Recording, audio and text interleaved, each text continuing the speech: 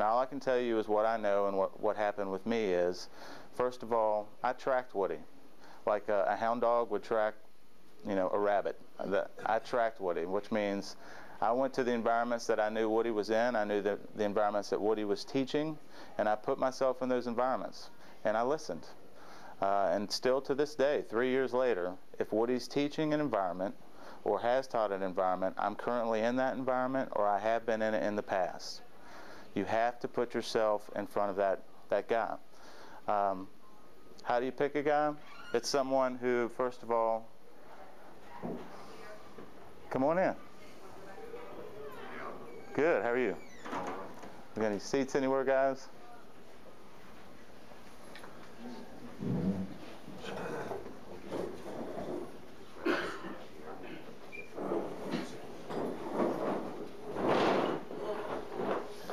Okay, so how do you pick your big brothers? First of all, I liked Woody. I enjoyed conversations with him. We seemed to have good conversations. But this is the key. I picked a guy who I looked at his relationship with God and I said, I want that. I saw his relationship with God and I said, that's the relationship with God that I want. Don't emulate yourself after someone who has something that you don't want. So look for a guy who has a relationship with God that's what you want. Start tracking him. Put yourself in front of him. The second thing that I would say is you have to be transparent with him. Woody couldn't speak truth into my life if I wasn't letting him really know where I was at. Okay?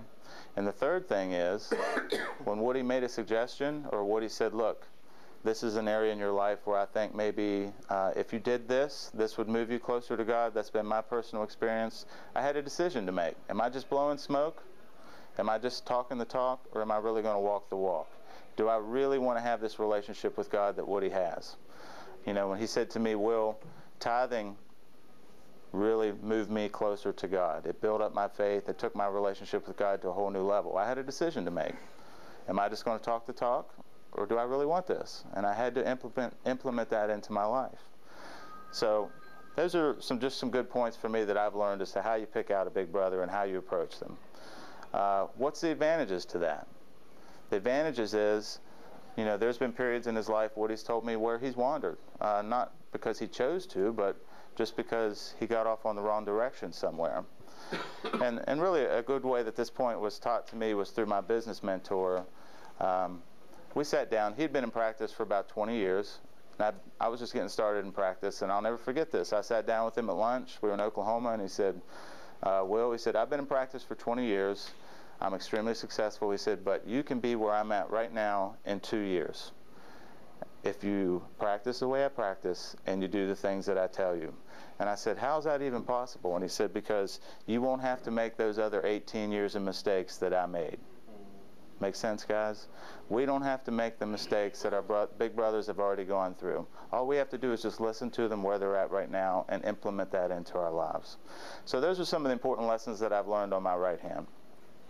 My left hand, my little brothers. First of all, I'll tell you what it isn't. It isn't the same thing as a teacher or a mentor. So you can all take a deep collective breath, because really none of us are qualified to be teachers or mentors, right? So just take a deep breath on that. No, you don't have to be a teacher or a mentor.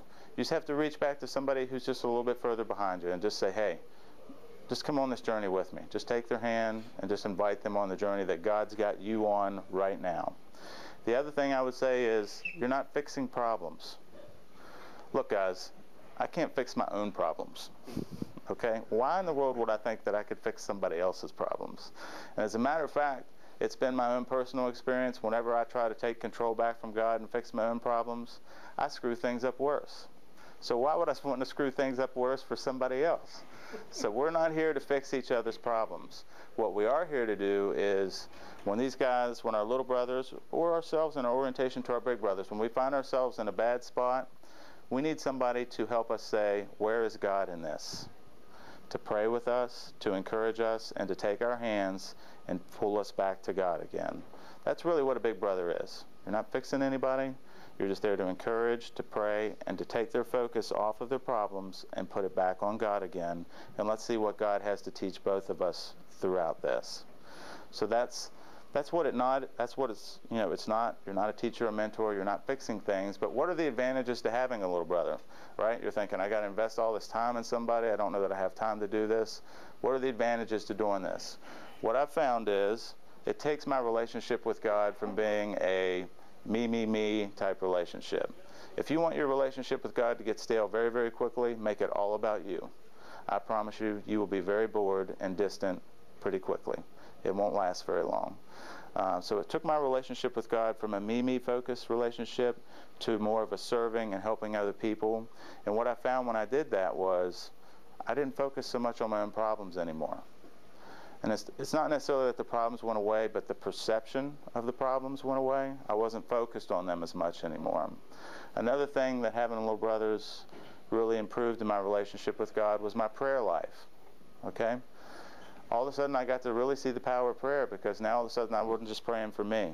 I was praying for other people, and I was watching God move in their lives. I had other people praying for me, and then I could watch God move in my life because I had other people praying for me. It really showed me the power of prayer. Another really important thing, God ever teach you guys lessons and you forget about it? And then 6 months later you find yourself saying, I already knew this. Why am I doing the same stupid thing again? Having little brothers, when you sit around the table, is a great way for you to remember the things that God has done for you, because they're going through the same problems that you were going through 6 months ago. And then you go back and you relive it with them, and you say, God taught me this, and then you realize, I forgot that, and I'm no longer even implementing that in my life. It's a great way for you to remember what God has done for you in your life. And finally, another great thing about having a little brother, those of you who have big brothers, you feel that level of indebtedness to them because they've invested all that time in you. I know a lot of times guys will come up to me, and I know I feel that way about Woody. How can I ever, repay them or thank them for the changes that they've helped me make in my life and my relationship with God? This is it. Give them a return on their investment. Take what they've taught you and give it to somebody else. Pass it along. Not only can you give them a return on their investment, but you can double their investment, you can triple their investment, quadruple their investment. You want to pay back your big brother, give him a return on his investment. Okay, so we talked about the right hand, the advantages when you get that connected to your big brothers. Talked about your left hand, connecting it with your little brothers. So what are the advantages whenever you have both of them connected? Well, I want you guys to imagine for a moment that you're going for a run. You got your right hand connected, your left hand connected. What can you not do? Stop. Yeah. You can't stop. You can't slow down. Can't fall. You can't fall. You can't get off course and go down a side trail somewhere for 2 years. You can't go down into a rabbit hole somewhere, right? You can't do that because you're connected. Your trajectory towards God is fixed. If you've got your right hand connected and your left hand connected, you can't go anywhere. The only way that you can get off course is what? Let go. And when you let go, you're going to have to answer to your big brothers, and you're going to have to answer to your little brothers. Now, let me just give you a couple examples of this. My right hand to my big brothers. In 3 years, Woody and Stephen have never sent me a text message saying, Will, just don't feel like getting out of bed this morning. Can't do it. I'm not going to be there. 3 years. Never once got that text message. You do what you see your big brothers do. I'm not going to be the first one to send out that text message. I'm not going to do it because I know I have to answer for it. So I show up. Having that accountability with them and doing what I see them do on mornings when I don't feel like getting out of bed, I still go because I've never seen my big brothers do that. Now let's take a look at my left hand. How does that keep me fixed on my trajectory towards God? Any of you guys struggle with sin at all? And you guys struggle with besetting sins, the same stupid sins that you do over and over and over again? I want to read you just a real quick scripture here.